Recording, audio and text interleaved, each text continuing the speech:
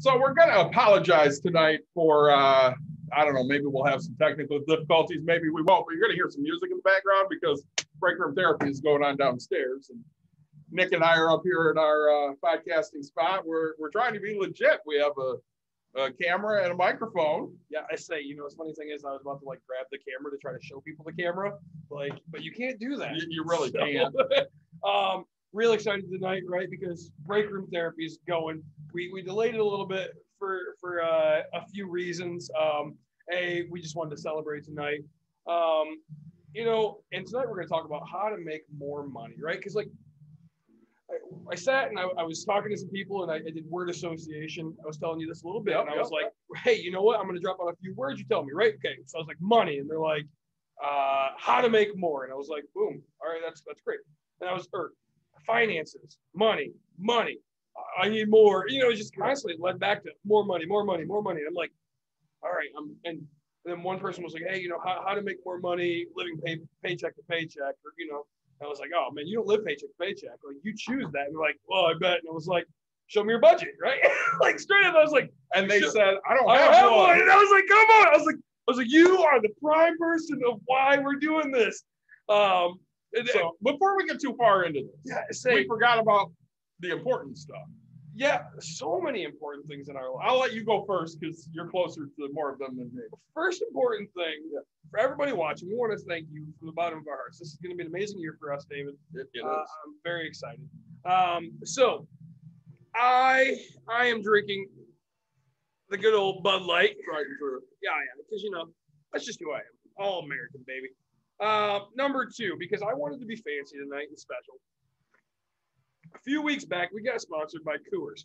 I'm gonna give them a second shout out just to show people that when we get sponsored, we give back as much as possible.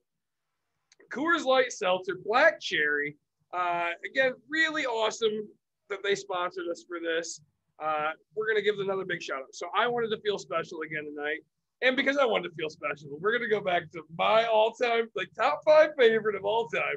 New Glarus, Wisconsin Belgian Red.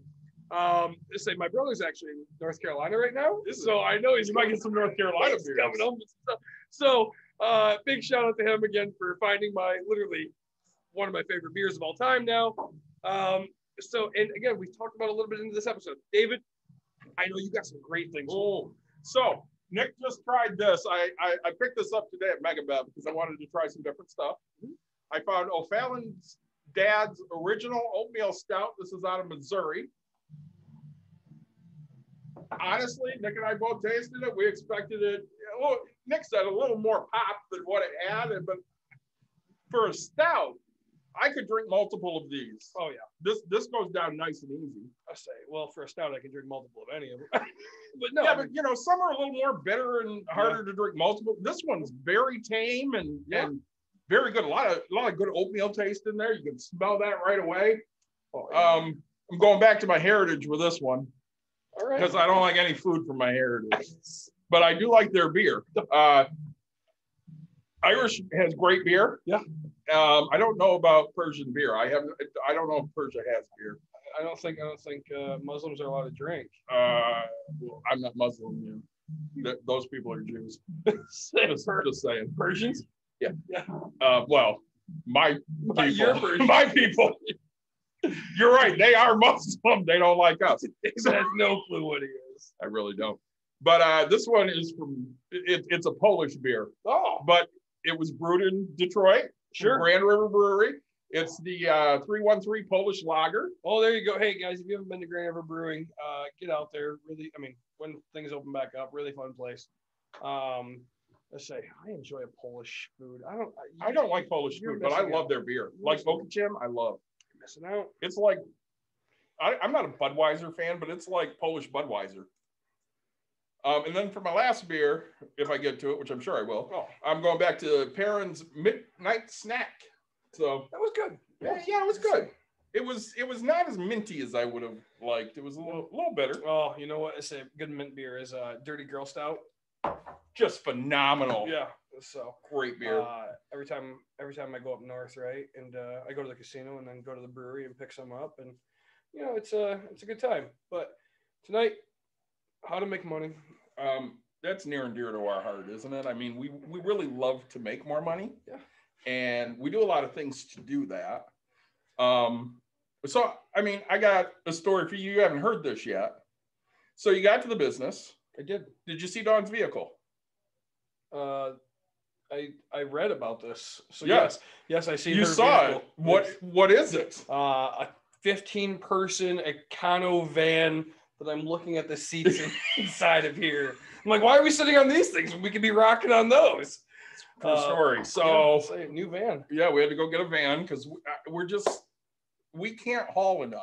Yeah. Okay, and it's a pain to get my mom's truck or Yost's truck. So it's kind of like, all right, it's time. But of course, that puts us into a little bit of a money pinch. So, you know, I love to credit card hack. And of course, my wife has jumped on that bandwagon. So our Discover card for the business comes due next month. Yeah. But she had to get insurance for this van. They want it paid for a year. So a little over $2,000. Sure. And she goes, well, I'm going to have to put it on that card, but, you know, 0% interest ends next month. And they do it off daily average balance, you know, Sure. Your highest daily average balance, which, you know, now is going to have an extra $2,000 on it. So her and I are talking, and I said, well, worst comes to worst, if we don't have the cash at the time to pay it off, I can open an account because I have no business accounts open. Yep. At worst, it's going to cost me a 3% balance transfer fee. 3% is better than whatever they're going to charge us. Sure. So of course, you know, it's just one of those ways to hack into stuff that you need now. Yeah. Okay. Now, when we talk about trying to make more money, there's so many different options out there. And like you said, you were talking to somebody at work and they said, well, I live paycheck to paycheck and I don't have any money. Yeah. Okay. That's kind of a choice. Kind of. Right? I mean, you can't fix everything, but you can hustle to make some more. Yep. That's it, you know, and everybody says, oh, I want to live. Okay, well, you know, I mean, and this sucks to say, right? We're in America and Yep. We have the opportunities, right? There's people who are literally working 22 hours a day, getting 2 hours of sleep. And people are like, oh, that's not possible. Okay, are they doing it healthy? No, like we're not talking, like these people are grinding, they're hustling, They're going to get it. Okay, do I suggest it's for everybody? No, but don't bitch when they're like sitting at millions and, you know, don't have to do it anymore. Or because, oh, their kid got through college for free and you have to pay for it. Like, dude, realize what some people, not everybody, some people are doing to make their dreams and their goals accomplished. I mean, it's one of my biggest passions. I get into it with my wife all the time. Like there's people out there grinding for what they believe in all the time. And, you know, I support it like crazy. So you have an extra, you know, spot in your heart for those people that really want to work their ass off to make a better life, to get a better life. And because we've been there, you know, we hustle and we try to do what we can to make extra money. So last week, one of the best people I know came up to see the place and went and saw Caitlin's place, Steve. Oh yeah, Steve. Hey, Steve. So thanks for the ice cream. Nick knows Steve because the year Nick coached with me, we went and met Steve down in Plainwell after one of our games, and he took us the entire team to ice cream. Yeah.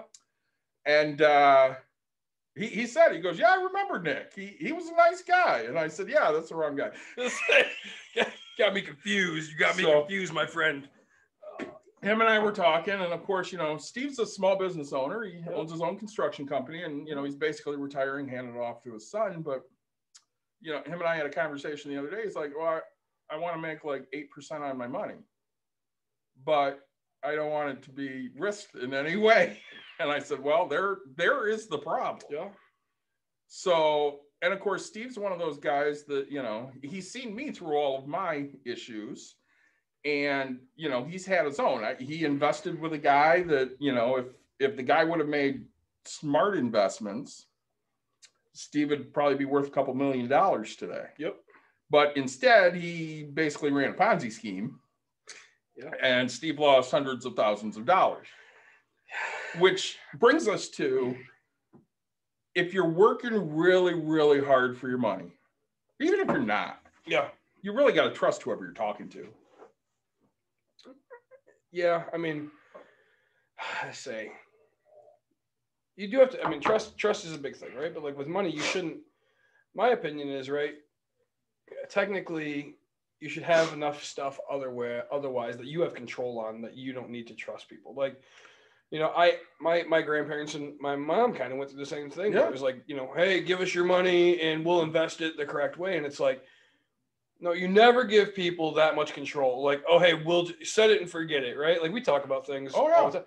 But like, dude, when you're talking about your life and like your, like, okay, so I have $50 right now, I'll just hand to you, and if I don't see it ever again, whatever. But like when we're talking about like really your life, no, you need to be hands-on, 100% control. Like, I mean, Well, see, this is where people get stuck. So Lawrence stopped by the other day to drop off some stuff. yeah, And he's like, yeah, even though, you know, the guys gave me a hard time, I had a lot of fun, you know, meeting with you guys. He goes, I just don't care about money all that much. As long as I can do what I want to do, I'm happy. So I don't look at investments. And I'm like, you know, everybody has their passion. That's great. Sure. But at the end of the day, you have to take some kind of accountability in that, because like you just said, it's our passion. We love it. So we're always looking at our investments. We're always looking at, you know, friends or relatives' investments to say, here's what we might do. Here's what, you know, might be a good idea for you. Yeah. But you run into these people that I guess too trusting would be one of the things, you know, I go ahead. No, I say, you know, I think like a lot of the things we find people comfort, right? And people say comfort kills, right? Like we talk about myself. I mean, I'm comfortable. I don't grind as much and try to find places as much as I used to. Like I don't, you know, I watch people on podcasts and like we were just talking about it, like $300 million net worth. Like, God, you know, my mind, I'm sitting here going, you know what that would take? Just an astronomical. Like, yeah, you know what I have isn't. I get to see my family. I get to do these random things. So you have to understand what you're giving up, and that's a really hard thing. And so what I want to do is try to teach people, hey, if you give this little bit, this is what you're going to get in return, right? So I guess like what we always try to teach people is, okay, hey, look, you know, somebody's going to hire you for $15 an hour, right? Mm-hmm. Even if you go to a side job, $15. Okay, so you've traded 1 hour, okay? And now let's say what we try to do is teach you, hey, you know what? You can trade that $15 for an hour. Now, if you just did nothing, like for a whole hour, like wasted your life, like played board games that you already have paid off or whatever it is, like, but you invested and you have 7 cents in that hour that you actually made, dude, like, okay, we talk about it all the time. Like the next year, when you come around to that, that hour is going to be worth 20 cents. I mean, we're not talking about hitting $15 an hour overnight. Like, but there's a point where we come from, like investing is like such a long-term thing where eventually you'll be making $15 an hour every damn hour, 24 hours a day, 365 days a year.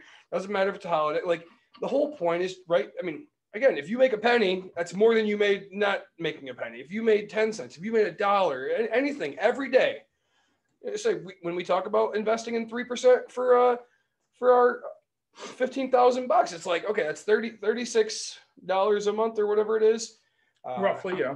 Something like that, but that's $1 a day, right? Well, like, you know, and one of the things I kind of equate this to, not much of a smell to this one. Hang on. Okay. Tastes like Polish beer. Anyways, one of the things I kind of equate this to is, so I was never big on gambling. Okay. Sure. Like I like sports gambling because I feel there's some kind of odds to that. Whereas, you know, my wife loves to play the slots. Sure. And she loves penny slots because you don't have to put that much money in and you can win some money. Sure. So first time I went to the casino with my wife, you know, I hit on like, I don't know, $80.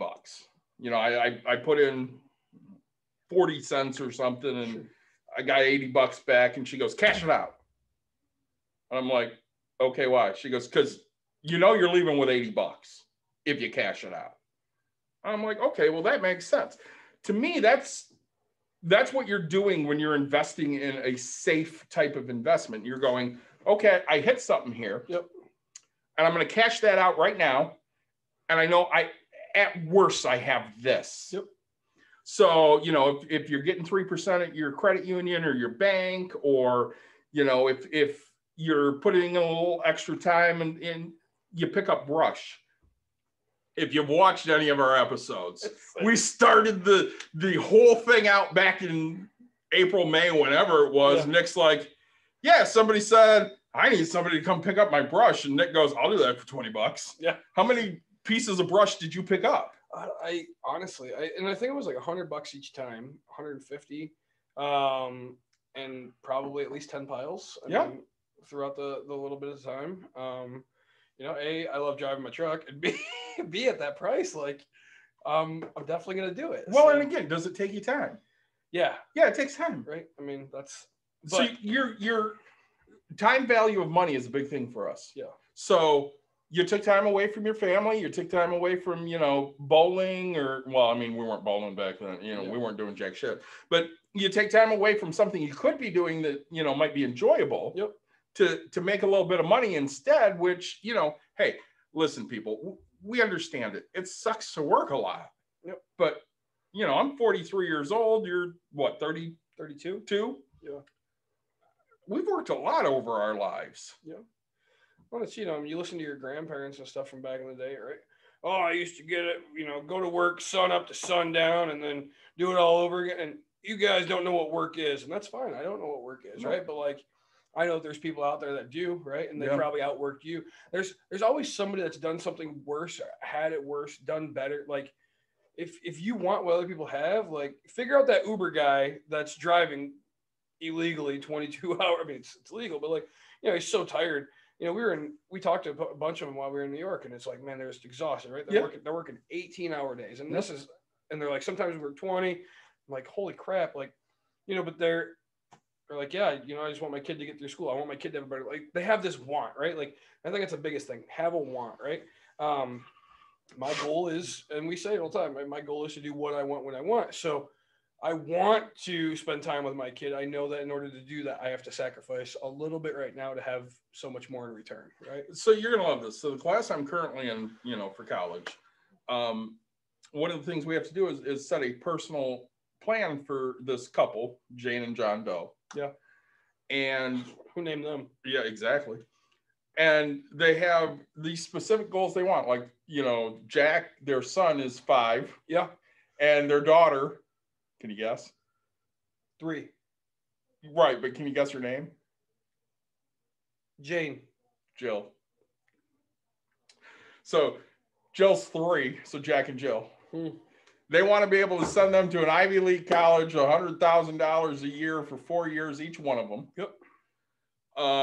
And they want to have enough money to retire, and they want to live on 80% of what they have. So, you know, you have to sit here and look at their financial plan and see what recommendations you can make. And I just happen to have it up on the computer here. So I'm going to show Nick, and he's going to probably crap himself. Yeah. So, Nick, here's their financial statement. Okay. Okay. A month? $7.9 million a year. Yeah. Or total. Total. Okay. Total with savings, investments, you know. Yeah. What they owe. It was $75,000 on credit cards. Jeez.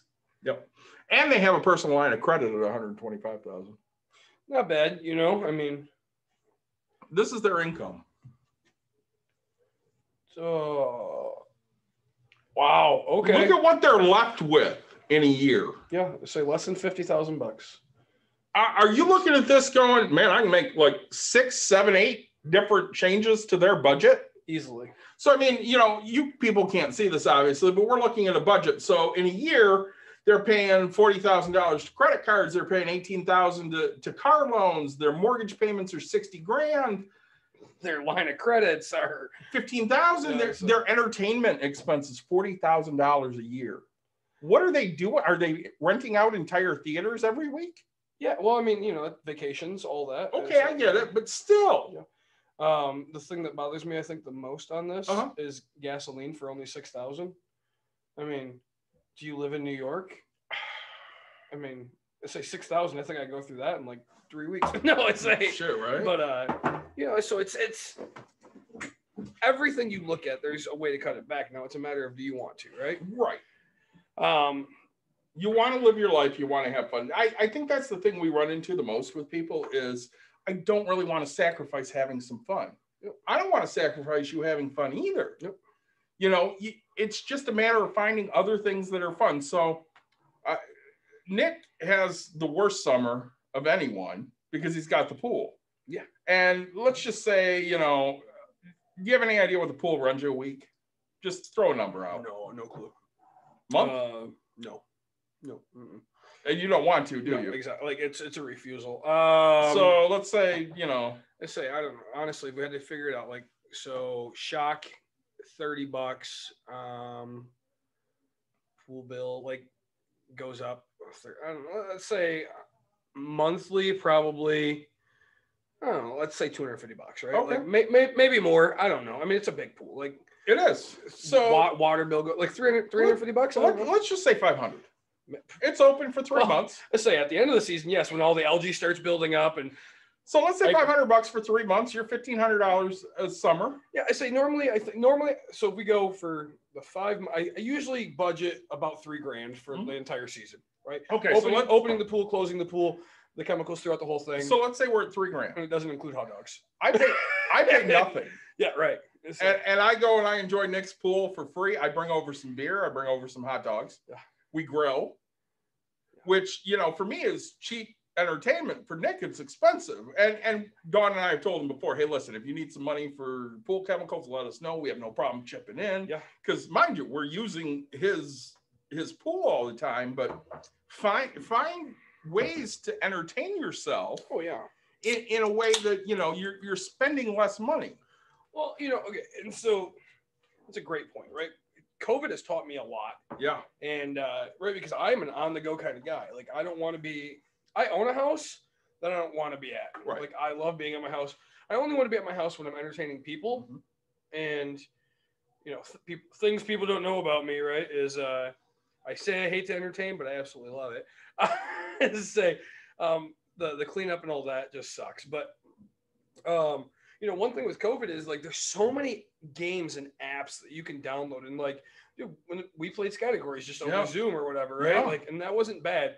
Like, now we have I was just playing this game the other weekend with friends of ours. Let me see if I can find it quick.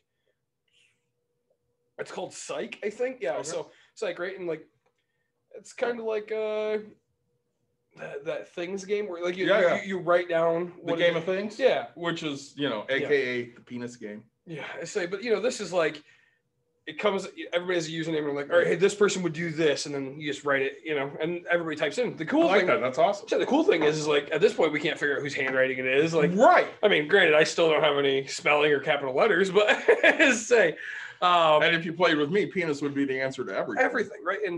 But you know, there's just so many things that you could be doing for free and or cheap, right? Like, okay, you could drink water at home if you wanted to, and sit in the dark because your phone has light. I don't really care, but like, I mean, we can go with a 30 rack of hams for $13 out the door here in Michigan, probably $11 in any other state without the stupid tax, and you know, so for a whole night, you're doing pretty okay. Like, well, how many times did Mike and Mike make fun of me this summer when I said, yeah, I bought a case of Miller Lite? Yeah. Which, you know, I don't really drink mainstream domestic beers. I'm not a huge fan. Yeah. But, you know, at the end of the day, if I have to, I can drink Miller Lite, Coors Light. You know, they taste like glorified water. Coors Light. But Coors Light, shout out. I just called them glorified water. Isn't that awful? But I mean, you know, it's not my taste. I like darker beers. I like heavier beers. And mind you, those beers come at a, you know, $3-4 price point. Bare minimum. Yeah. I mean, that's for the cheap stuff. Yeah. Let's say that's, no, you know, and that's, I just happen to be a big fan of Bud Light, right? I mean, and if you can find a cheaper beer that you like, I mean, hit that and save that money. Pabst is a great one. So we talked a few weeks ago. Yeah, I'm a Pabst fan. They were selling Pabst for the holidays. Yep. It was 100 Pabst for like 99. It was 90. I'm sorry, 99. It was 99 Pabst for $65.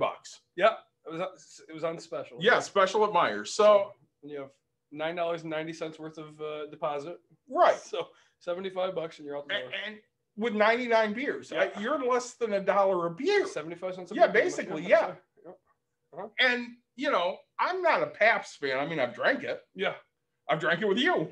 So a lot of people have drank it with me. But you look at these things. So I guess kind of our point here is, we're talking about how to make more money, but really everything we're geared towards is how to save more money. Yeah. So that you can put your money where you actually want it to go. Well, and I think everybody knows that you can go work more, right? And people say, oh, well, I don't have more hours, or I'm doing, you have more hours, you just don't want to give them. Correct. Right? I mean, and then people are like, oh, there's always that excuse where, okay, my one job, let's say you work from 6 a.m. to 2 p.m. Okay, well, the next job doesn't start till 5 o'clock. I don't want to go relax for 3 hours, right? That's a want, right? Right. Okay, do you need more money? Do you want more money? Okay, if you need it, then you're going to go do it. If you want it, you're going to make the decision, I'm already relaxed, I'm going to sit down for 3 hours, right? Like, there's excuses, and then there's action takers, right? So right before our wedding,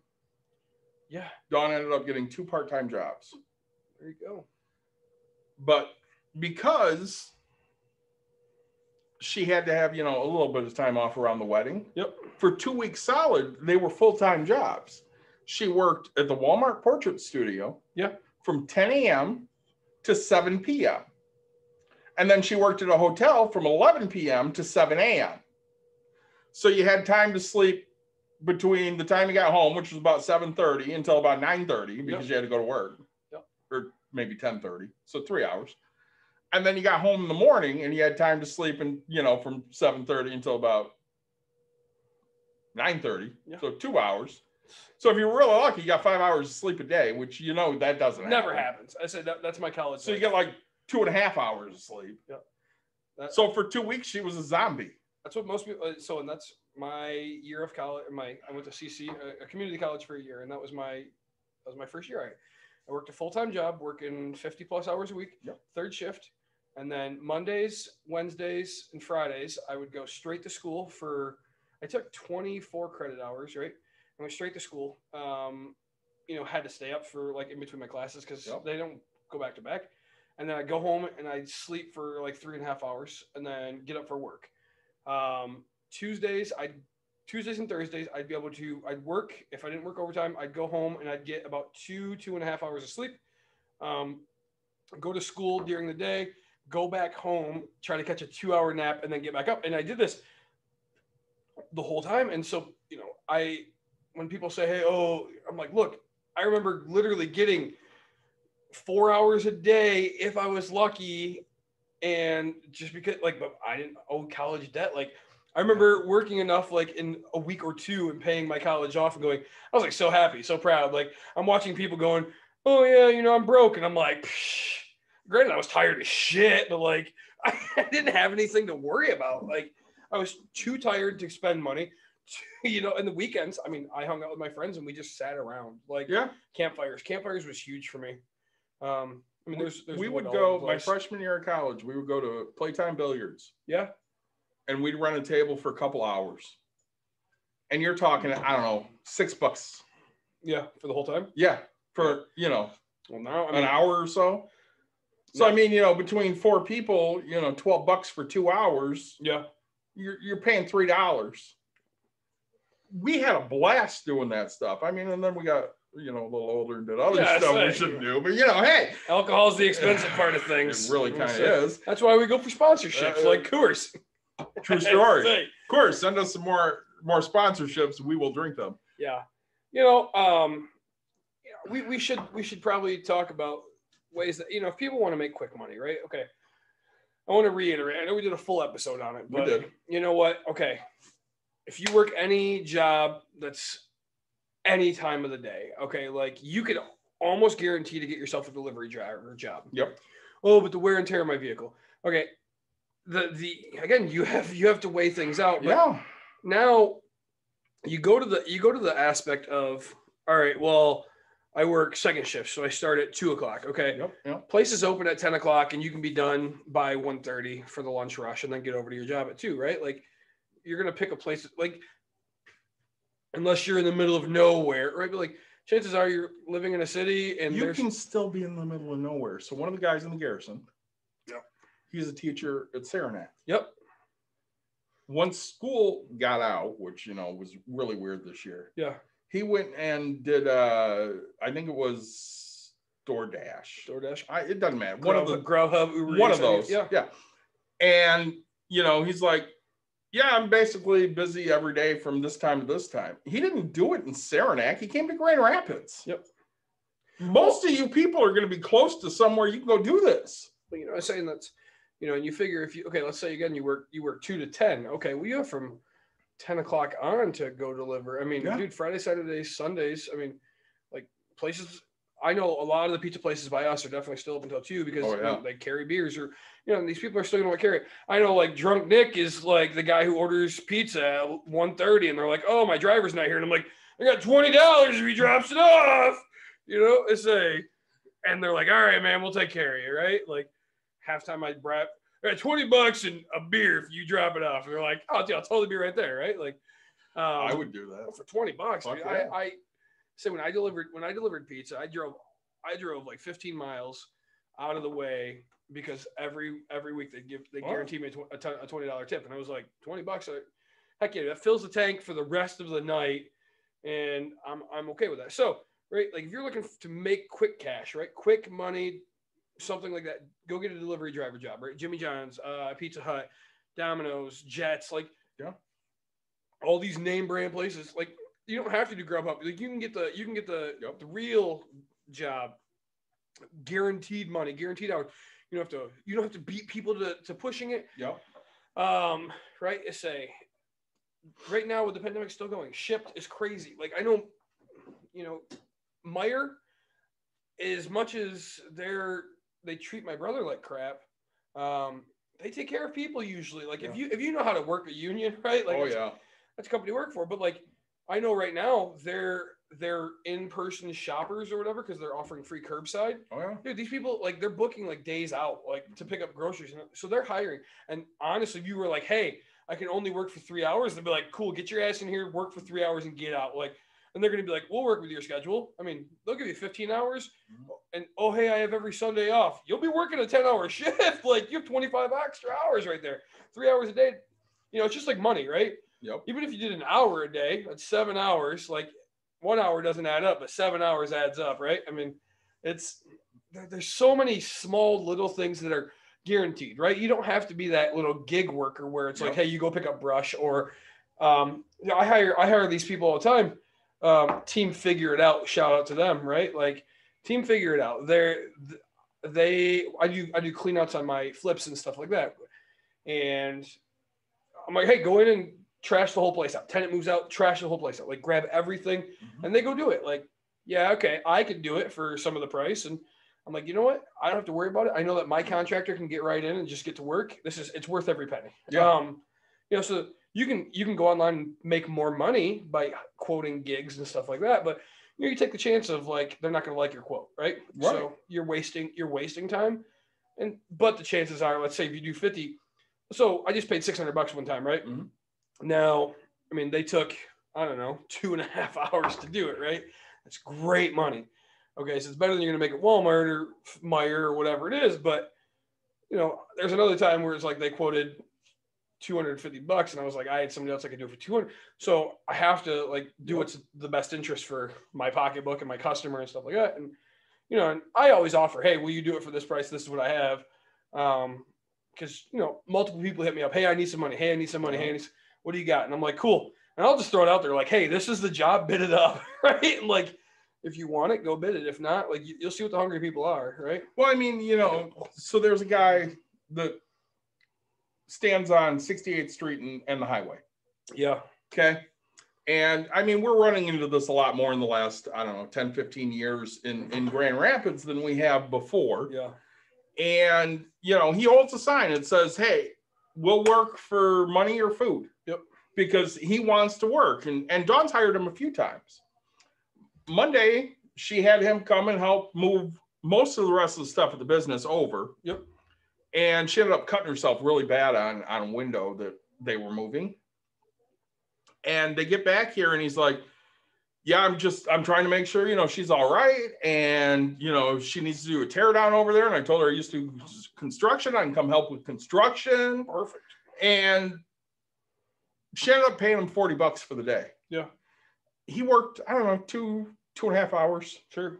And she gave him 40 because she only had 20s. Yep. And I told her, I'm like, buy this man lunch. So she went to buy him lunch, and he goes, I'm sorry, I can't take lunch. And she goes, all right, well, why? I might have to go to the bathroom. Nobody will let me use the bathroom. So I don't eat all day. Figure it out at night. Yeah. And mind you, he's living in that homeless camp down. Oh, yeah. Where are they doing that? Like Riverside Park or something? Yeah, say right over there by the Smoky Bones. Or Yeah. Or I don't know. Wherever it is. Barbecue Joe's, yeah. So the downtown market there. Yeah. So and I mean, you know, it sucks. But this man is such a hard worker. Yeah. He's just fallen on bad luck. And you know, I talked to Angela, my therapist, about this one day, and she goes, you know, you have to be careful. A lot of those people, they have mental issues, which is why they're homeless. Yep. Yeah, totally. This man doesn't have mental issues. Sure. He just has fallen on bad luck. Nick and I talked about it, you know, one time, might have been on camera. I don't know. He never believed in credit, so he doesn't have any credit. Yep. So it's hard to get a job if you have no credit. It's hard to get a loan for a car if you have no credit. You have to have credit to show some kind of stability, which is stupid as hell. But that's the society we live in. And, you know, other countries look at us and they're like, this is so stupid. Yeah. But I mean, they do that with healthcare too. Well, you know, I was just listening to a podcast before I got on here, and the guy was talking about how he had a piece of land that was worth $38 million. Okay. Just vacant land. And he wanted to get a loan on it. I don't know, $3 to $4 million is what he kept saying. He's like, I can't get anybody to give me a loan. Well, because it's a it doesn't show any profit. Right. It's not a good asset technically. I mean, right. But I guess if it's worth $38 million, the idea is you can get a bank that's going to loan you on that. Like, I mean, he's like, oh, it's vowed, you know, it's okay for commercial, and I'm a year and a half out from doing plans. And, you know, so I don't take what he says to be completely true, because really at $38 million for value, even if you valued a bank valued it at half, right? Yeah. They'd give you $3 million on it. I mean, if you foreclose on it, if it's actual profit, like, so if you have to go get it appraised and go get it done, all that, like, to get $3 million, it's worth that little amount of money. So, you know, I think parts of his stories are kind of full of crap, but that's the whole thing. Is like, you have to show value. You have to like, non-performing assets don't get you anything. And if you're a non-performing asset as a person who has literally, like, you're not performing, you're not showing income, you're not showing outgoing, like you're showing nothing, like, then you are not lendable, and that sucks. I'm watching one of my favorite 80s movies the other day. Cobra Kai? It was not.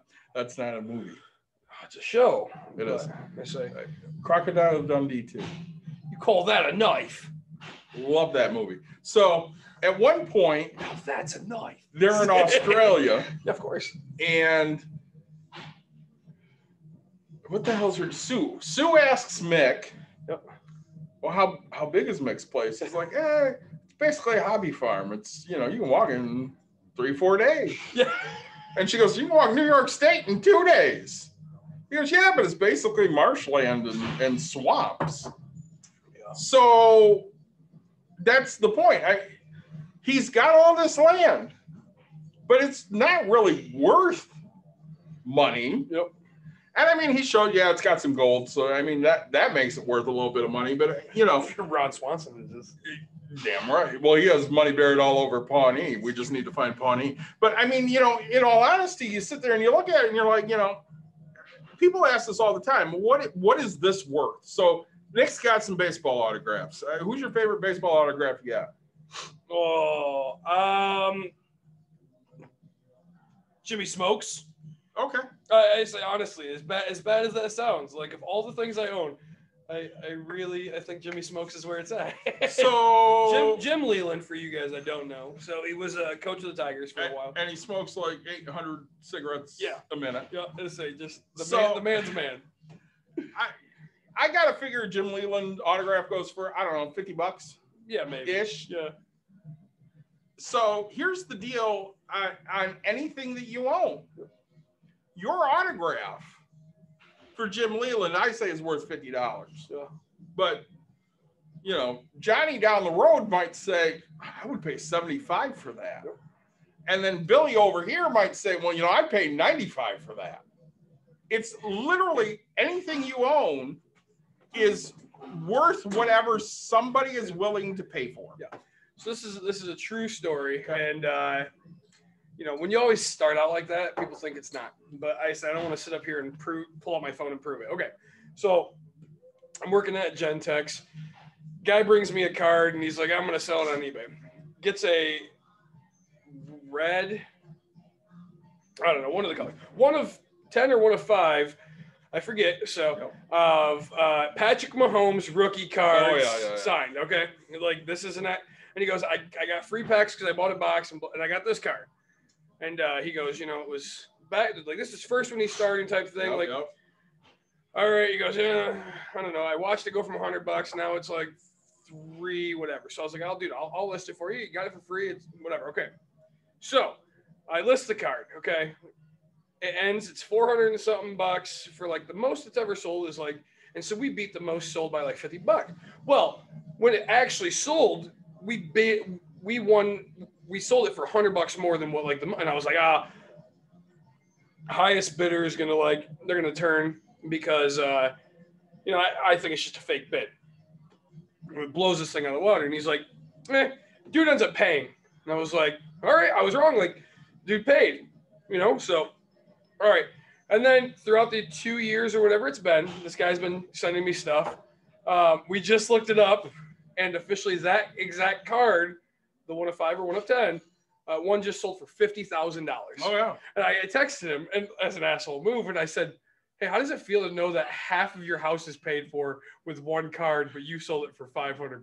Yeah. And he goes, "You know, hey, you know," he goes, "You take the risk." He goes, I made $500 on $0." He goes, "Yeah, somebody else made." You know, he goes, "The amount of times that thing probably sold, right?" So again, exactly what you said. So the person that bought it for $500, okay, chances are it got to $1,500, and they were happy to like triple their money.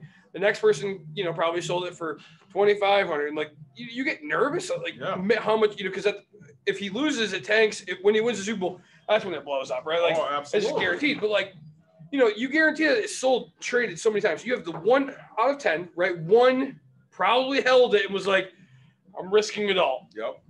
The other ones are like, or he won, you know, he won the championship game, you know, or he won and just Super Bowl MVP. Like, well, yeah, so all of it before, like even that, like, oh, he won the first playoff game. He won the second. And so like the value keeps going up. And then it's like, all right, you get to the Super Bowl and it's like, all right, if he loses, I am done. If he wins, I am rich, right? Like, and you see it trades. But so the idea is really like at one point that card value was $500. Technically it was even lower than that, like probably 50 at one point. And now it's $50,000. Like it's insane. I can't believe how much it just keeps going up. Like I can't believe it. Well, you know, that's one of the things we look at. So I mean, autographs are a hobby of mine. So you know, I buy a lot of autographs. I go to a lot of conventions where I can buy autographs, sports, celebrities, you name it. So I drove down to Indiana one year to see Carrie Fisher. Yep. Because when I was a kid, I was in love with Princess Leia. And I wanted to get an autograph of Carrie Fisher. Yep. Like I had some, but I never got to meet her. So we went and we met her and she was wonderful, just wonderful. And a couple years later, she was doing another convention that we were going to. And I'm like, you know, I'd really like to get a picture with Carrie. And I want to get another autograph. And Don's like, yeah, that's fine, whatever. So we go and we get the autograph and she's talking to us and she's just wonderful again. And then we go get a picture and it's my profile picture on Facebook. I mean, right now, if you look me up, it's Carrie Fisher and her dog. And 4 months later, she was dead. I paid $60 for that autograph. Yeah. You know, I can't find one for less than $450 right now. Really? Yeah. So I knew a guy that was selling one. Mind you, I have at least 3 Carrie Fishers. Yep.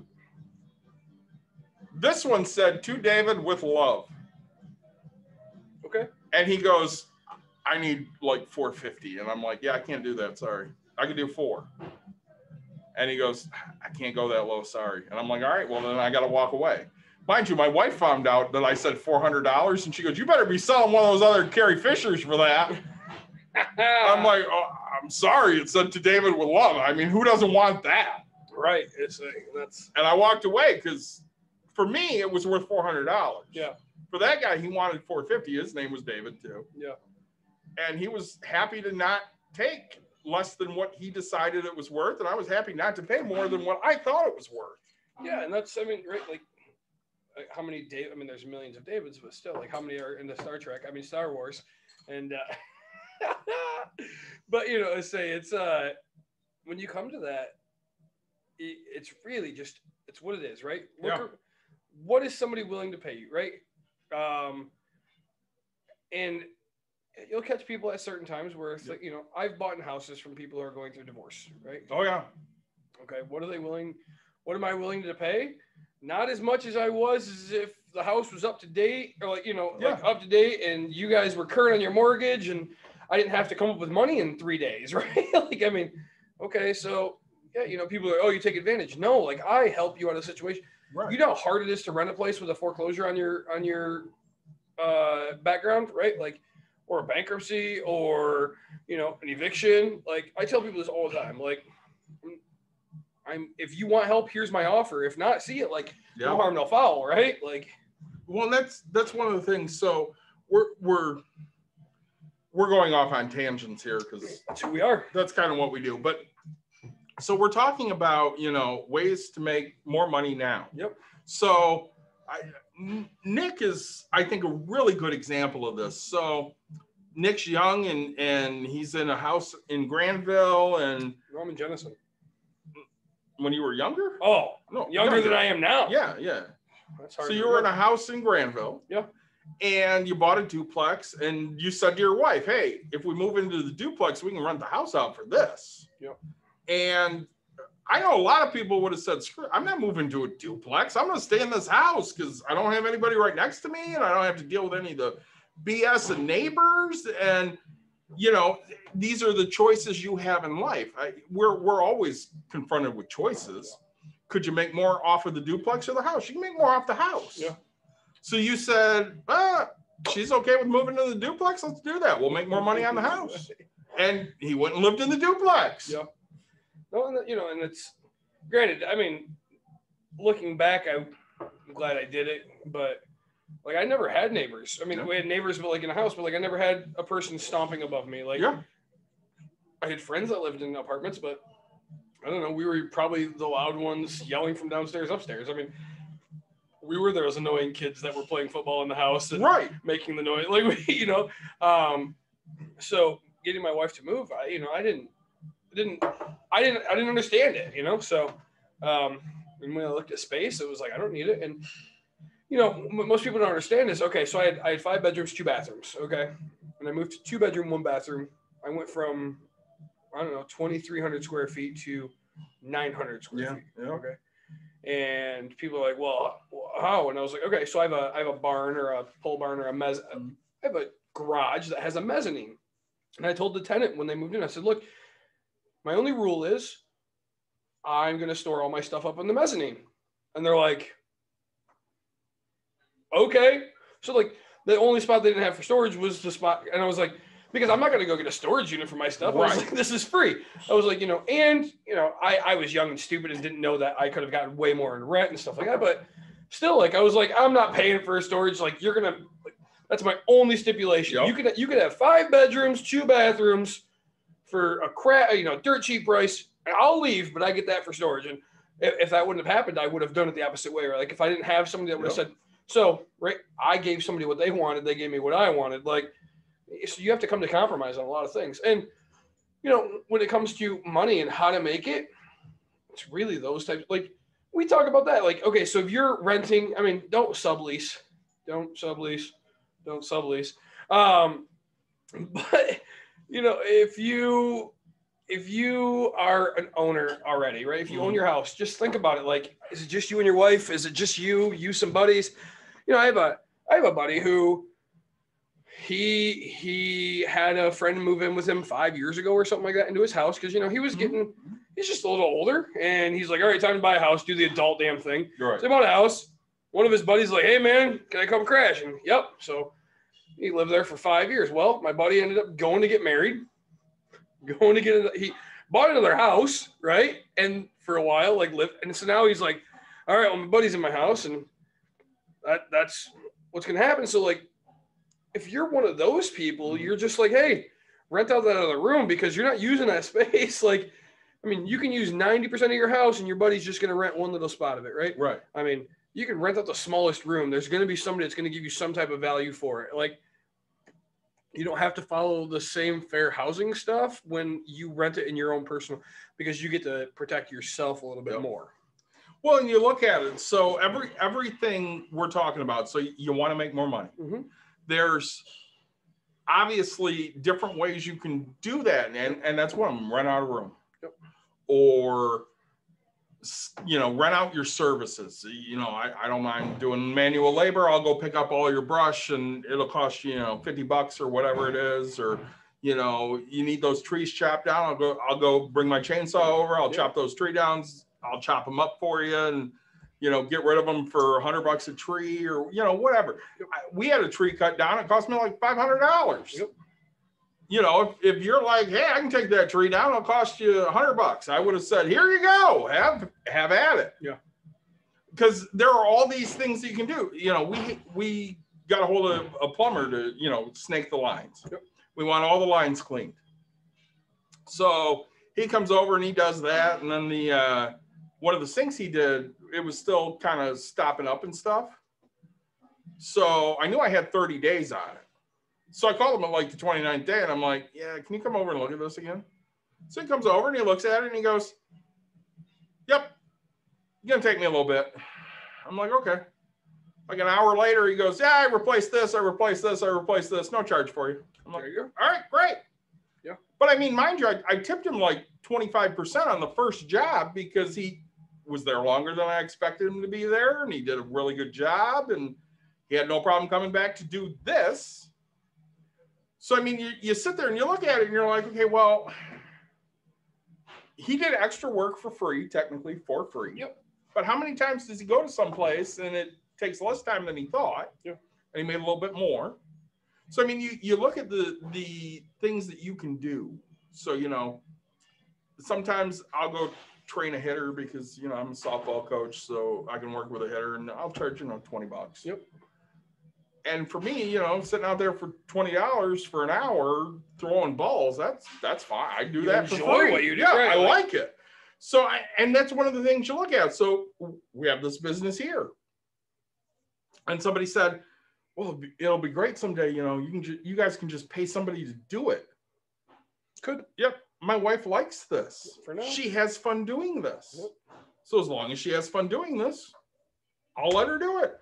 What is today? Is today Powerball or Mega Millions? I don't know. Yesterday was one. I think today's Powerball. Okay. So we had tickets to Mega Millions. We had tickets to Powerball. We'll keep buying them because it's like $1 billion. Somebody hit? No. What? Nobody hit. Whoa! Wow. Yeah. Okay. So I mean, you just got to keep buying at this point. Yeah. So I got $4 and $6 into it. So Dawn and I are talking the other day, and she's like, "Well, if we won, what would you do?" I'm like, "I'd pay off the houses." And then I think I'd pay my friend Jenna to make me a Wookiee. And then I'd take a trip. And I'm like, no, I wouldn't. She goes, what do you mean? I'm like, I'm not getting on a plane for the next 8 months. Yeah. But in 8 months, I'm going to take a trip.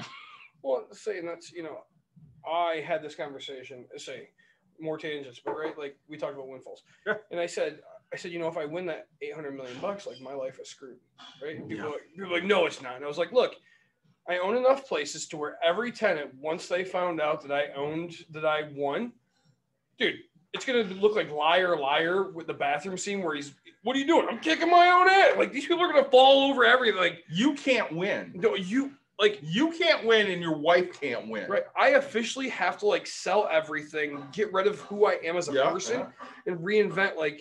You have to trust somebody to win for you. Nick, I will win for you. I'm gonna win. It'll cost you, I don't know, a finder's fee. No, I don't need 10% would be great. I'll win, but I just have to sell everything ahead of time. At that point, you have enough money to give it away. Well, you can sit there and wait, a year or two. Yeah. And so like, I mean, and with the market right now, I can get it. But like, even at that, like if I gave it away, let's say, Yep. just gave it away. And like, I have to clear myself. Like I have to take so much time, like while holding this ticket, like you can't just turn it in and like not claim it. Like, so I had to figure all this out. And so it's insane. Like yes, I'd love to win, but like the idea is like, I would hate my life for those X amount of time. I'm fine because I don't have anything I have to get rid of. Yeah. I mean, until you realize that I'm going to your mom and saying, hey, you got to go ahead and fall over something. David left it out. You just don't know it. What do you leave? She knows I would do anything she needs. Yep. You would be fine too. Oh, my pool would not be touched by me once. That's it literally fact, wouldn't, folks. You know how you guys heard it here. You know how it would get clean? Somebody would come over and lick that sumbitch clean. Yeah, I don't know what his name is or her name is, but they would do that. All I know is that company is doing this. Yeah. We wouldn't have, just the little banner here. We would buy that full-size banner, have a full studio. Every day we'd be doing our live stream from on top of a freaking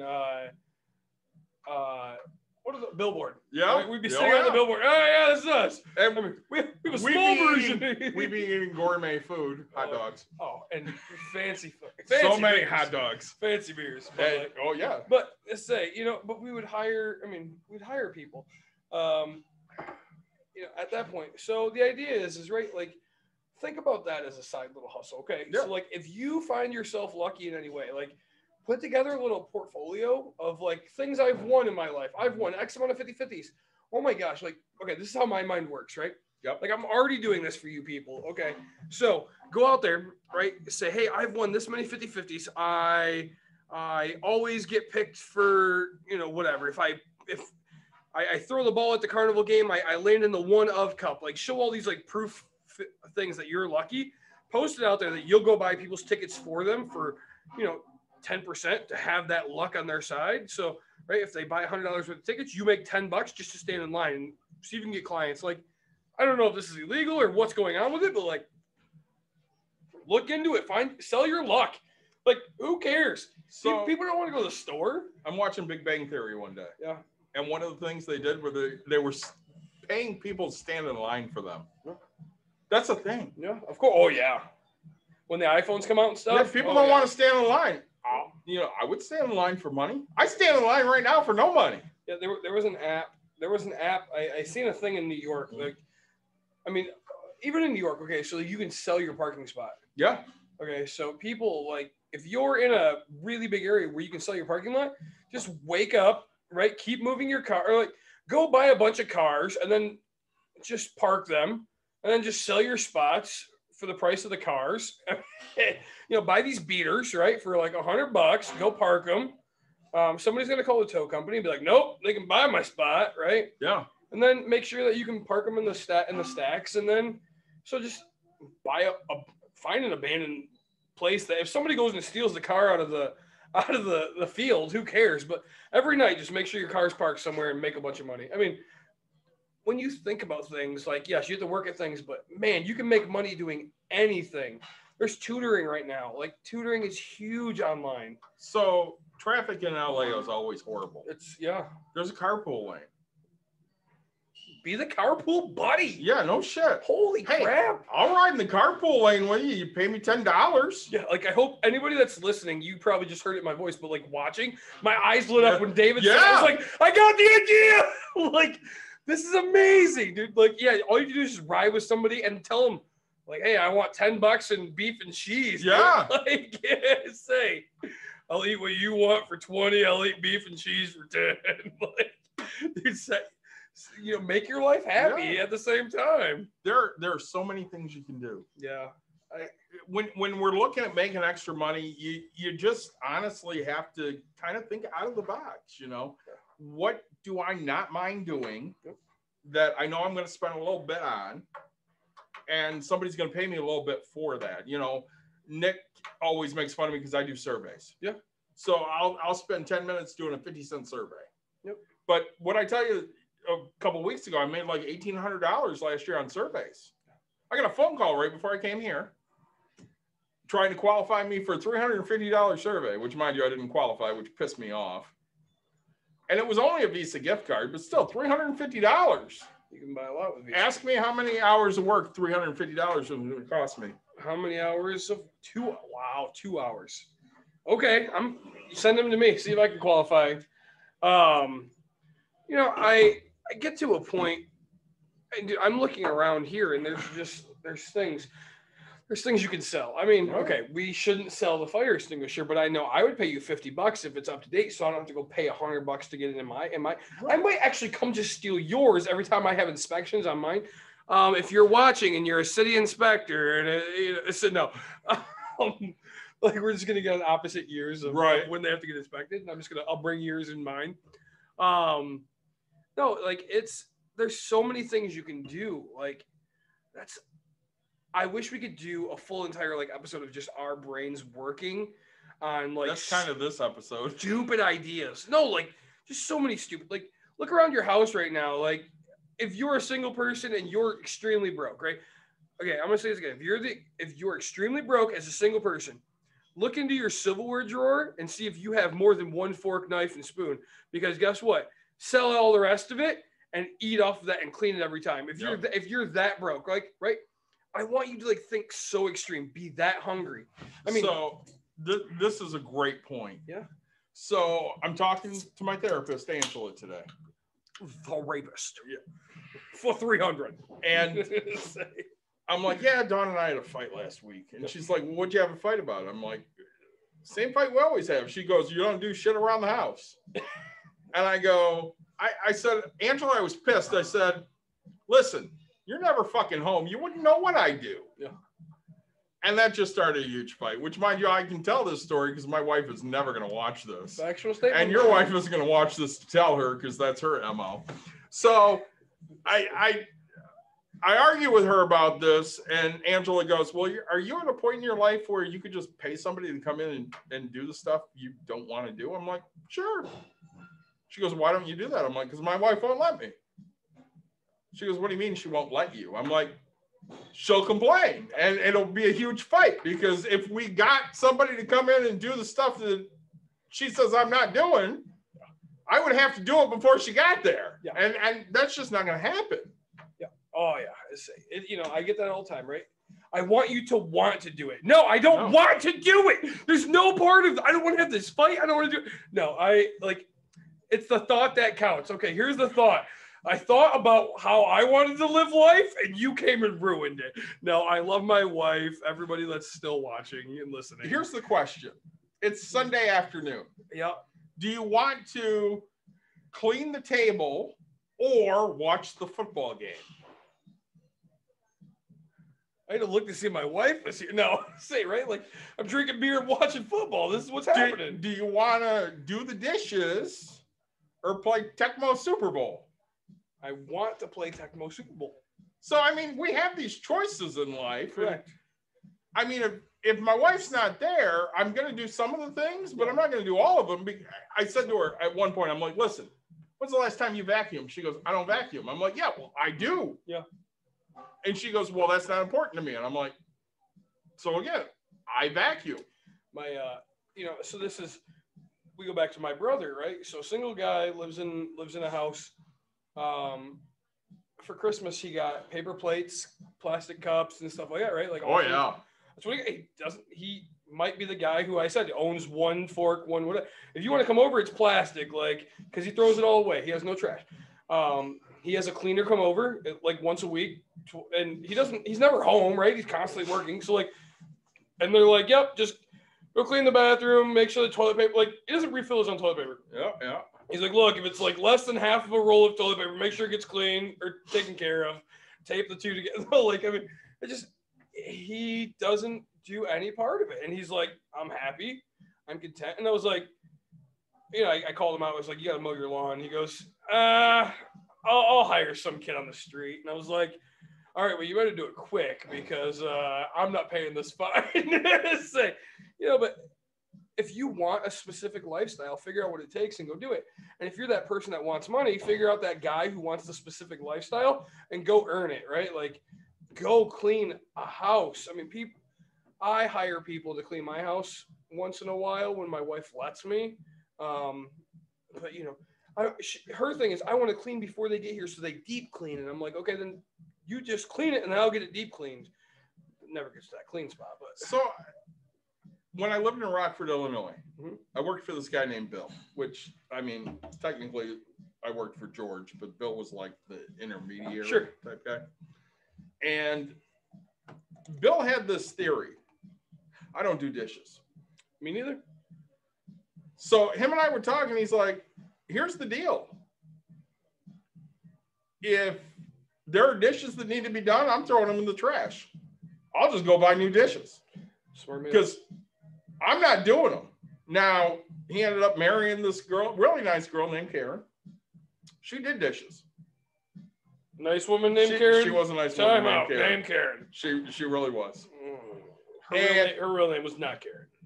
Might not have been. But she was okay doing the dishes. Smart woman. So he basically said, listen, you want to do the dishes? That's great. I'm not doing them. I'll throw them in the fucking trash. Yep. And that's how he lived his life, because he did not care about doing any of that. Yep. He was just like, whatever, I'm not doing that. Yep. So I think this is a good spot to just pause for a minute. Yeah. So we're going to pause, and we'll be right back in like, I don't know, you're not even going to notice. So I grabbed another beer here. Ordock Brewing Company's Porter from Marquette, Michigan. I got a buddy who lives up there, Mike Forrester. Oh, hey, Mike. Good guy. And I love a good porter. You know, I say, that's another way to make money, right? I say, find beers for Nick and David that we can't find anywhere else. This is what water wants to be. That's what I want water to be. Exactly. That's like a win-win. So, you know, I say, we've gone off on a lot of tangents, and we love it. But, right, I guess when it comes to making money, we can't give you a direct answer because we don't know you as a person, right? We can give you suggestions like we've kind of done all night. We can't hold your hand, or we can give you some money, right? But then we can do that with everybody, and we'll just be broke, you know. But it's really up to you and what you want. I mean, we can do the same thing we always do. We can make suggestions. Yep. And the number one suggestion is the same number one suggestion we literally have for everything in life. Budget. Budget. Yep. That way you know what you can or can't spend. Yeah. You have ideas of where you can and can't trim from. So I showed you that balance sheet of the family I have to do the thing on, and you know, you guys can't see it, I'm sorry, but Nick and I are going to go back to it for a second here. So when we look at this, we know that home insurance, we're probably not going to do any better on. We're probably not going to do any better on property taxes. I mean, they're fixed costs. Home insurance, you can, right? You can, but the what are you going to be in? You're going to be in, a little bit different, maybe a little lower, maybe a little higher. Yeah. But for the most part, you're going to be in that ballpark. Property taxes, I mean, yeah. This is the government, people. Yes, everybody, and it's funny because everything that we ever mention, people are going to fight you on. Yeah. And yes, okay, you go get the government or the city to reassess and do all that. Sure, you can, right? But geez, I mean, but at the same time, can you pay off if you're a credit card? If you're having to fight, the way I look at it is, if you're having to fight about your property taxes, should you be in that property? And I'm like, okay, there's a point where things become ridiculous, but realistically, like if you have to fight for that amount of money, like it usually means it's time for you to get out of the neighborhood because you're over, like your house is probably worth way more than you paid for it, or you shouldn't have gotten approved for that money in the first place. Like, well, that's what you have to look at. So, I'm driving a $60,000 Beamer. Yeah. And I can't afford it. So why the hell am I driving it? Because your status looks cool. It really does look cool because, I'm riding around in a nice, polished, awesome looking car. But here's the problem. Steve and I were talking about this the other day. So Steve is a collector of classic cars. Sure. So he has this we're going to say 57. I don't know what year it is. Plymouth, black Plymouth. Okay. Which is his favorite car. but he used to have like a 62 Ford Mustang. Oh yeah. And it was teal, Mm-hmm. you know. It was gorgeous. And Steve and I are driving the other day, and I said, you know, it hurt me when you sold that vehicle, because out of every vehicle I ever saw in my life, that's the one I wanted. He goes, it hurts me that I sold that vehicle. I really wish I had it back. But I mean, these are the things you look at. You sit there and you go, okay, well, I have these two really nice cars. Do I need them both? And he made the decision, I don't need them both. Yep. So he got rid of one.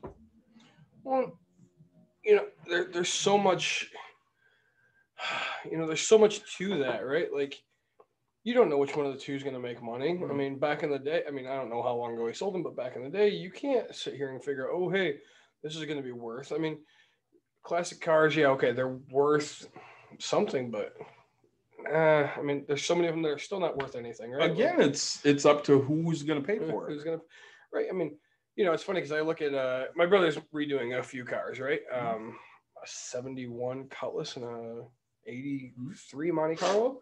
And you know, he's like, oh, hey, this is going to be worth $25,000. I'm like, I'm not a Monte Carlo fan, right? Like, okay, the Cutlass, yeah, like all day. Say, but you know, and he's like, oh, that's going to be worth, you know, this, and I'm like, yeah, see, I'd only give you, like, I'm the guy who's going to search for that big steal of a deal, right?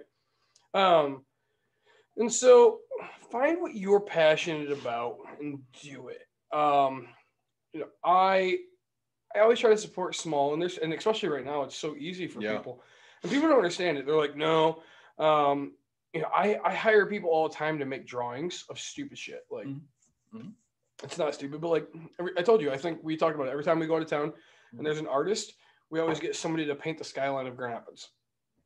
Right, because I want to see what their like, even off of a photo, like what their interpretation, how they do it. Yeah. So we have quite a few of those, and like I love like say about photos and stuff like that or pictures. So I get people to like do this, and so you know, and there's some people who are like, oh, I'll do it for $100 for the, and I'm like, you're not my person, right? Like I want the person that just like they want to do it because they love it and they wanted an idea, and then okay, I'll get you a few bucks off of it. I have you've been to my pool. Like there's that backsplash. Yeah. Like I'm looking for somebody to do a mural that I want and clear coat it and all that stuff will last. But I mean, I'll pay for paint. And if you just are bored and you want to make a little bit of money, I'll do it. But no, I'm not, I'm not paying thousands of dollars for it. Well, I mean, you look at, again, this goes back to what people are willing to pay for. So you have no idea about Star Wars, but let's pretend you do for a minute. Well, I mean, I know a little bit more than I think I know. But you don't know Ahsoka Tano. Sounds like a drink. So Ahsoka Tano is probably the second most important female in Star Wars. Okay? And my daughter and one of her best friends, Anna, love Ahsoka Tano. Okay. So I'm in a Star Wars autograph group, and a guy named Victor posts a picture of this pastel he did in colored pencils and all sorts of stuff. So I'm going to show it to you right now because it's literally just freaking phenomenal. And it's of Rosario Dawson, who played Ahsoka in Mandalorian. Sure. So show it to our. Just phenomenal job. Victor Gardino did this. So, you know, being in it, I sent Victor a message. I said, hey, I need a couple prints of that. And he's like, yeah, that's great. I sell them here. So he told me where he sells them. And I went and I looked, and I'm like, they're $40 each. For print. For print. That's a little high. Sure. But these two love Ahsoka Tano. And I'm like, yeah, I haven't gotten to go to a con in almost a year. Yep. The last con I went to was C2E2, which was the end of February. So 11 months ago. Yeah. I can pay that. That's not a big deal. So I took a picture. I shared it with Rosario Dawson, which she loved it. At some point, I'm sure I'll run into her at a con. I'll get it autographed. But these two girls, they have no idea. And they'll never watch this because, you know. Yeah. They're well above our expertise. Absolutely. So they have no idea they got Ahsoka Tano prints coming. And hopefully with signatures someday. Hopefully. And you look at it and you're like, so if I was at a con, I wouldn't pay $40 for this. You pay $100? No, I'd pay probably $20. Oh, really? Yeah, I'd probably pay 20. You know, most artists, when they're at a con, will do, you know, like 3 for $50. Sure. Or they might do buy 2, get 1 free, and they might be, you know, $10 a piece. Sure. So, I mean, you can run deals and stuff there. That's great. But I don't know if he does shows like that. But, I mean, if he does, he hasn't made any money in a year. Yeah. So, I don't mind throwing him $40 per picture because he, you know, that's amazing work. He's worth it. So, okay, I'll pay that. Yep. When it's, you know, so what we're trying to get at here is like every field, like we're not professionals in art. I mean, we're not professionals in house cleaning. We're, I mean, okay, yeah, your wife has done Shipt or whatever. Yep. And I've done Uber, like, you know, so like I've done delivery driving. So like, I can't say I'm a professional, but like I know about it, right? Like I have tenants that are there. I have tenants, like, and that's like, it's this thing that makes me proud and like why I work with some of my tenants, because like I have tenants that are waitresses and they're not back to work, right? But they're like, oh, I went and got a delivery driver job and I'm making it. And I'm like, dude, like, I don't tell them, right? But it's like, all right, if you need, if you're, you know, day 7, right? And my late fee starts at day 3. Like, if you go, hey, I'll have it by this time. Like, I'm going to work with you, but they've all been great. Like, you know, you get this sense of people striving to make themselves successful. And I always follow that. Like, well, and we're not going to get into a political show here. I mean, we did that one time. Yes. But I'm going to get a little bit political here for a second. So today, for anybody watching, today's 1/20. It was the inauguration today. It was. Congratulations to our new president and vice president. Our new vice president. Yes. And, you know, Angela asked me, she's like, how you feeling? I'm like, I feel okay because an adult's in charge. And literally that's the standard I have right now. An adult is in charge and he's empathetic. And that's literally all I need right now. And I made this comment on Twitter earlier. I said, somebody, you know, was talking about the election and stuff. And I said, I haven't been drunk since before the election. Now, Nick and I have been friends a long time. In the last 4 years, I've been drunk a lot, haven't I? Yeah, too long. Yeah. I think guys, this is our last episode. We are officially done being friends. No. But I mean, the last 4 years, I've drank way more than I ever drank in the previous, 38 years. Oh, for sure. And the pandemic didn't help. That's for sure. It really didn't. But since the election, I felt better because, again, we're back to an adult is in charge. Yep. And, there are going to be plenty of Trump fans out there, and that's fine. You can like whoever you like. But I don't want to hear from my president maybe monthly. I don't mind if I hear from him monthly.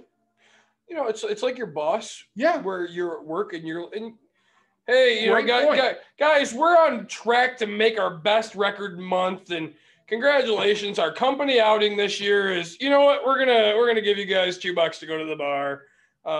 Yeah, like, okay, you want those meetings because you do need to know that, hey, things are on board. And you want to know, hey, we're going to make some cutbacks coming up. Yeah. So you guys might want to think about not having kids. No, but the Twitter, they say, no, and it's, trust me, I'm glad that you're a little more calm, right? Because I'm sitting here and the question's constantly being asked, like, hey, what are you going to do without 1031? And like, to me, that's growth. Like, yeah.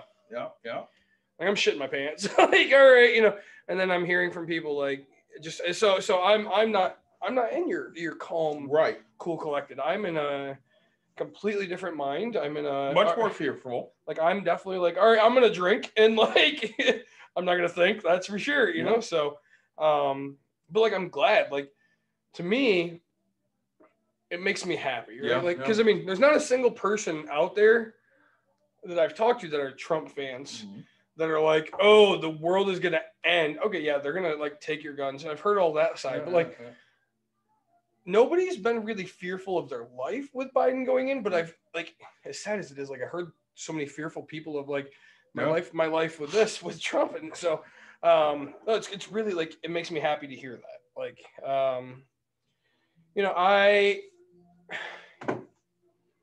people, again, making money, right? You could have made money on if there was going to be something that went down today. Yeah. They were taking sucker bets on the presidency, man. That's insane. So here's, again, we've done an episode on Dan Price, one of my absolute favorite all-time follows on Twitter. Oh, so I'm gonna pull up Dan Price right now. I got a lot of messages on Twitter. Yeah. Guys, real quick, just another way to make money, right? So gold just went up. I mean, we don't talk about gold and silver, but gold went up. Is great. It's like $9. It went up just today. Silver went up again. I remember silver being at 17. Now it's at 25. Honestly, anything you touch right now turns to gold. So Dan Price 6 hours ago. You're gonna love this because we did an episode on it. Was our election episode where we talked about what would the stock market do. Yes. The day Biden won, stock market grew 830 points. Huge. Senate called for the Democrats. Stock market grew 440 to a record high. Biden's results certified. Stock market grew 250 to a new record high. Biden sworn in. Stock market grew 270 to a new record high. It's not about D versus R. Corporations always win. He's not wrong. At the end of the day, the corporation is going to win. Yeah. And we are here to say, hey, that's okay. It's okay that corporations win. We're going to find a way to also win at the same freaking time. Well, find a way to win at the same time. Or you and I, right? My David's a little different than I am, right? Like my mindset is be the fucking corporation. Yeah. Like, right? Don't let anybody stop you from being that person, right? Because you know what? I mean, if you're the person that says, hey, I want to pay somebody $15 an hour, go hire them and see how that works out for you. But if you are the person that's like, all right, hey, I know that someday I want to pay them $15 an hour, but right now this is what I can afford and I need this person to grow, like make sure you hold that to who you are. Like, let's save that for another episode because like that, I think that's that's a passion episode. Yeah. But I have a lot to say about that because we're there. We've hired people. Yeah. I want to be at 15. Right. But so even at that, like, guys, again, David and I are so different because I am go for the top, be the top. Yep. No, you don't have to be the best, right? But like, dude, build and create, impact so many lives. Don't let anybody stand in your way. David is like, I want to make sure everybody along the way is taken care of. And I'm like, I know that in the end, I'm going to take care of people. Like, people hate Jeff Bezos, right? Like, yep. And sure, they have credit, but like, Bezos is doing everything that everybody's asked, right? Like, oh, hey, you want $15 an hour minimum wage for Amazon? Sure, fuck it, it's yours. And then, oh, you're still making trillions and people are still complaining. It's like, dude, you guys can't keep asking for stuff because like the more that Amazon makes, like the less the other companies are going to make. And then they're just going to go out. Like, I mean, again, if you're going to be a delivery driver for $14 an hour for Jet's Pizza or $25 an hour for Amazon, which one are you choosing? And so like, not every company can compete with every company. I mean, I'm a huge bowler, right? Yep. And so you look at like Jet, which is the company I was sponsored by. I want to give them a huge shout out, even though they're gone. Like, I lived my dream through them, but like companies like Storm, right? Yep. Brunswick, Hammer, for all you people that understand anything I'm saying. Like my daughter throws Storm. Right. Like these things, they're just going to pounce on these small companies. I mean, Walmart's eat up these small mom and pop shops and people hate it, but you don't see, I'm still that guy who like, I try to go to the local hardware store, but when I walk in and pay $27 for a 5-pound tub of mud, and then I walk into Lowe's because I need something they don't have, lumber, and I can pay $12.99. I'm like, dude, come on. Like, you just doubled me. Okay, I get that you're hungry, but man, like, help me out a little bit, you know? Well, I mean, that's where a lot of it comes from. You look at some of these, so businesses really big right now because they're talking $15 an hour. Oh yeah. And they go, well, if it's $15 an hour, you're going to pay $18 for a Big Mac. Yeah. You don't have to pay $18 for a Big Mac. You know, they have $15 an hour in other countries, and they're paying 50 cents more than we are right now for a Big Mac. Right now. Because we're in this ultra-capitalist society, which, you know, capitalism's great. Yeah. But at the same time, capitalism since 1980 is not as great because Reagan's like, hey, if we take all the limitations off the rich, they'll just send their money down to the poor. That didn't happen. There was no trickle down. There was no trickle down effect. We all know that. I mean, I'm still poor. Nobody shared their money with the poor. The only time people share money with me is when I buy into a 50-50 and I bought less than the bigger person ahead of me. Like, no, you know, so gambling is not a way to make money. I guess I'll say it again. Gambling is not a way to make money. Even if you think you're a pro and you can show me that, hey, I've won, like, it's not a guarantee, right? Going to actually work is guaranteed. Like, somebody says, I'll pay you $10 an hour. You do an hour's worth of work, they'll pay you $10. That's a guarantee. Going to the poker table and saying, hey, I have an extra $100. I need 300 by the end of the week. Like, don't place your odds that you're going to get the cards in your lap, right? Like, you know what happens Friday at noon here? I'm going to be at the casino. Online sportsbook. Oh, really? Goes live. Ooh, in Michigan. Friday at noon in Michigan, yeah. All right, hey, so our next sponsor is going to be FanDuel and DraftKings. Yeah, I say DraftKings. Go ahead and log on to get your $100 free play. Use username Bucks and Brews. No, so we're creating our commercials while we're on here. Let's say no, but that's going to be huge, right? Like, sure. If you're addicted to gambling like I am, don't log on. Don't do it. Don't touch it. Don't do anything with it. But if you're the person like David who's like, I'll throw $10. Oh man, all I have to do is place a $1 bet and they're gonna times it by 100. And if my team wins, I get it. Like, all right, be that guy and place your $1 bet. Like, I'm not gonna stop you from that. I'll throw $10 at the Super Bowl. Yeah, and they'll give you $100 if you so up to $100 they'll give you, like, they'll match it. And so it's huge. I bet I am addicted to gambling. Yep. So I don't bet, but like I love Super Bowl bets. Like, right, I will throw $10 on whether it's going to be purple, blue, or orange Gatorade. Right, like I choose blue almost every year. It's always like, orange. Dude, I never win. Always like heads or tails. Like I end up Googling. I spend like the first quarter Googling to figure out what it was, heads or tails. How long the national anthem's going to be. I love prop bets, dude. Speaking of gambling, prop bet. I was having a talk with Mike the other day. Mike joins us every once in a while. And I'm like, yeah, we need to get a Texas Hold'em game going again. We do. And he's like, yeah, you used to do that? I'm like, yeah, I used to play Texas Hold'em.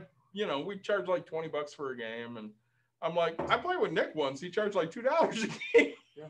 Which is all donation and goes towards the house to buy pizza. We don't nobody wins any money. We don't condone any illegal We buy beer and pizza. So actually, it usually does cost me more to have people over than with the game. But really, like, dude, you could hope, like, we shouldn't give that advice, but we should. Let's say, right? Like, hold poker night and charge an extra 50 cents just to have people at your house. I don't really care. Like, anything to make money. Like, there are so many ways. Yeah. I mean, right now, so I just joined a Facebook group where it was like home cooked foods, which isn't legal. But yeah, people are like, oh, hey, I'm making this today. And I'm like, you want a dozen cookies? I'll give you a dozen cookies for $8. And I'm over here like, oh, I just learned how to make crab ragoons. And I'm like, dude, I'll make a dozen of these because my recipe calls for 2 dozen. Yep. And yes, I'm big, but I don't need 2 dozen egg rolls. Like, one, I could sell one, make profit enough for me to eat, and I'm going to eat crab ragoons. Let's do this. So if you like to do baking, if you like to do cooking, if you like to do anything in life, just figure out what your passion is and, like, maybe start with that. Like, sell it, right? Sell your passion. Sometimes, skirt around legal issues, but I mean, I say it's my wife makes great cheesecakes. Yeah. She's made a cheesecake for somebody before and charged, $15, $20 for the cheesecake, and they're happy to pay it, and it tastes phenomenal. Yeah, I say donations only, baby. But I say, I think now is a good time. We've talked about so many. If you have any idea of what your passion is and how to make money doing it, reach out to us because I guarantee between David and I, we're going to give you an answer. If not, I guarantee we know somebody. We really need more feedback. We do, because I'm tired of like just being that creepy guy who's like, word association, money. No, so we want to hear what you want to hear all year long. We're here. Like, subscribe, share. I think it's way over here actually under David's head. Like, subscribe, share. Big shout out again to my true love, Bud Light, New Glarus, winner. Really, what a fantastic beer. I really enjoyed it. And because my pride, we got free alcohol from Coors, seltzers, black cherry, really decent. So my decent is about the best you can put on there. So Fallon's dad's original oatmeal stout, phenomenal. Very happy with that. Grand River, always with good beer, and the 313 Polish lager was very good. Reminded me of the old country that I've never been to. Perrin with Midnight Snack, and then Ordock Brewing Company out of Marquette with their porter. Yeah, was excellent. I was very happy with their porter, and that's like 8 beers that we just said are awesome. Yeah, I say. And for people still watching, I'm tearing apart my my Bud Light ring, so that way no wildlife is harmed in the drinking of Nick's beers, and because I care. Yes, because I care. So, guys, thanks again for joining us. Appreciate it. We will see you guys next week, and hopefully we'll be more used to the external microphone and webcam there. Yeah, so take care, guys.